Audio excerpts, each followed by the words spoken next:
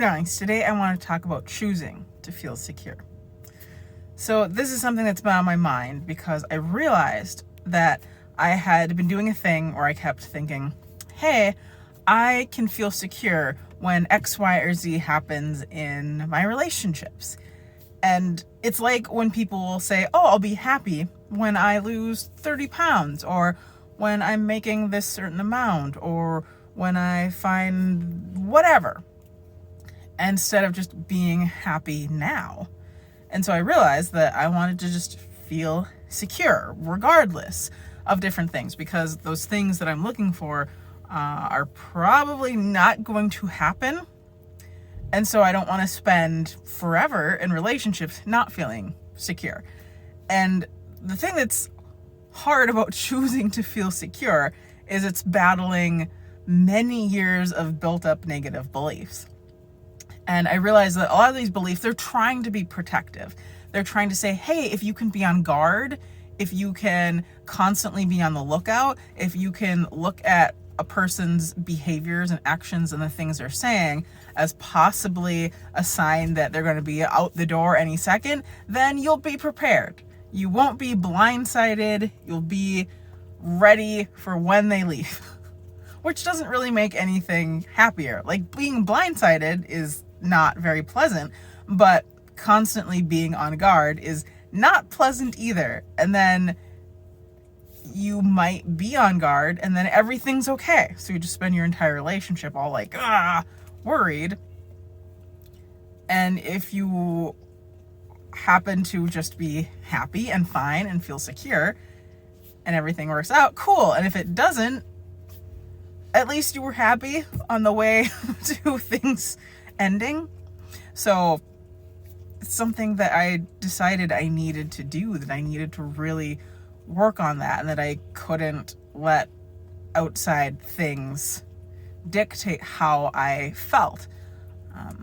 And a lot of this was all kind of subconscious, and it's only something I've been recently figuring out. So that's why I've been realizing, I this is what's going on and I can work on it. So the thing that's hard about that is when we think a thought a lot, it's like we make this pathway in our brain, and the more we think something, the easier it is for that thing to happen. So it's like your brain's a jungle. You have a thought, you're cutting through the jungle. But the more often you have that thought, it makes that path bigger and bigger and easier to traverse. And so then you naturally want to go down that path every time. But when you're trying to think a new thought that is different, you have to carve that path just from scratch. And so instead of taking the easy, well-worn path, you have to just be out there hacking with a machete and trying to force your way through a new path. So that can be a lot of work, but I've been trying to remind myself that one, it's hard. It's hard, and there's going to be times I backtrack, and there's going to be times when it feels really overwhelming. But the other thing I have to remind myself is I've changed thoughts before about things. So one of the things is about eating, like healthy eating and exercise. It used to be that I thought certain foods were my friend and that I could not give up those foods, that it would be a miserable life to give up cakes and cookies and like Twix and Reese's and, all these different kind of really, really sugary things. And so I really struggled with that for a very long time. And I eventually got to a point where I see food more as fuel. And yes, I still like tasty things, but I tend to find a healthier version of tasty things. And it's at the point where people could have whatever random birthday party and there's regular cake, and I don't want that. I mean, I might think, that does look good, but I know it will feel like garbage in my body and it'll make me super anxious and make my mental health just all wonky. And so I look at it way differently than I used to. Before it was, that's my friend. That is something that's going to make me feel so good. I have to have that. I'm never going to be able to just easily give that up. And now it's like, I don't even want that. Like, maybe I'll make a healthy cake when I get home with some monk fruit and almond flour or whatever, but I don't need that cake. So that was a thought that I never thought I'd be able to have. So I did it so I can do it again with something different. And then, like I said, knowing that sometimes I might falter and I might backtrack. And one of the big things is just challenging the thoughts that come in, because I might have a thought of, oh man, this partner doesn't actually like me that much. Or, oh, this thing that, this partner said, yeah, it means, they're just not as interested in me as I am in them. Or, just these little things. And I'll have the one thought, and I might be able to kind of push it aside and say, no, that's not true. Like, this person has done this and this and this and this and this, and they've said this and this and this and this. And I have screenshots of them saying very kind things that I can scroll through to show, no, it's pretty unlikely that that is the case. And so it's easier to refute those thoughts when it's just one of them. But then I might have that thought, and if I think, well, yeah, remember that time that this person did say this thing? Yeah, that was really hurtful. So actually they probably don't really love me as much as I'm hoping that they do. Or like, oh yeah, that thing that they said 2 weeks ago. Yeah, I mean, yeah, that I think there's a lot of evidence that this person, just they don't care, and I'm not really, worthy of love, and whatever. Like, it'll snowball, and my brain will start finding all this evidence to support that negative thought. And so it'll snowball, and it'll be really, really big, and then I'll just be trapped in this super dark place. And I will go from, decently okay to thinking that I'm not worthy of love. It's kind of insane and intense. And so I've been working on, once a thought comes up like that, just pushing it aside, saying, I'm not going to entertain that. I'm choosing to feel secure, and I don't need that thought. I'm just going to yeet it right out of my brain. Just fling it. And it's a lot of work, because it feels like if you've made this decision that your brain might try to challenge you a little bit as well. That, or just once you're mindful, you realize how often these thoughts come up.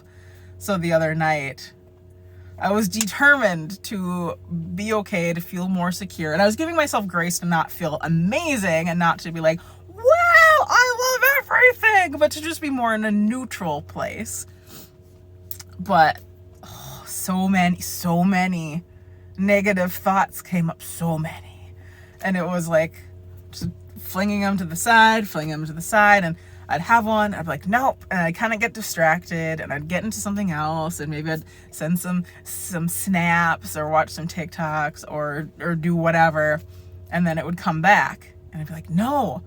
And these thoughts, they bring like a physical sensation, so it's a little jolt of adrenaline, a little just sense of not goodness in the torso. And so the thought would come, and I'd be like, nope, but that feeling would linger. And then my brain would be like, but you're having that feeling. You're having a spike of adrenaline, and that means we got to think about what you were thinking about and prepare for disaster. And it's like, no, it's just a sensation. It doesn't mean anything. Let's move on.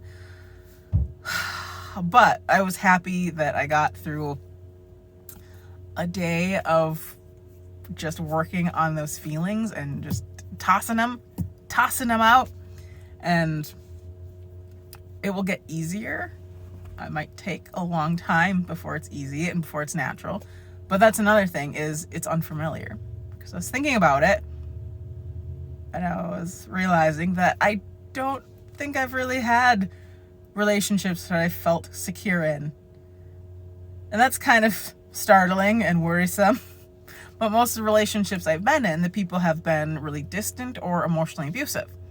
And so feeling secure is a fairly foreign concept to me. And there is a therapist named Marissa Peer who will talk about how we need to make the unfamiliar familiar, if it's a good thing.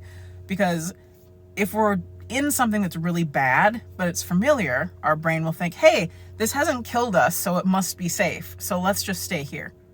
Because if we go into something unfamiliar, we don't know what that's going to do to us. We don't know. So even though it might be way better, our brains are going to want to stick with what's familiar, even if it's worse. And so it's just making the unfamiliar familiar. And so I have to work on making something that feels very different and very foreign to be my new normal. And so I just know it's going to be uncomfortable, but it will get to a point where it is comfortable and it will be my natural set point, and it will be easy to just stay on that path and to feel secure and to not be on the lookout and not search for different things that are signs that a person I'm with doesn't love me a lot or doesn't want me.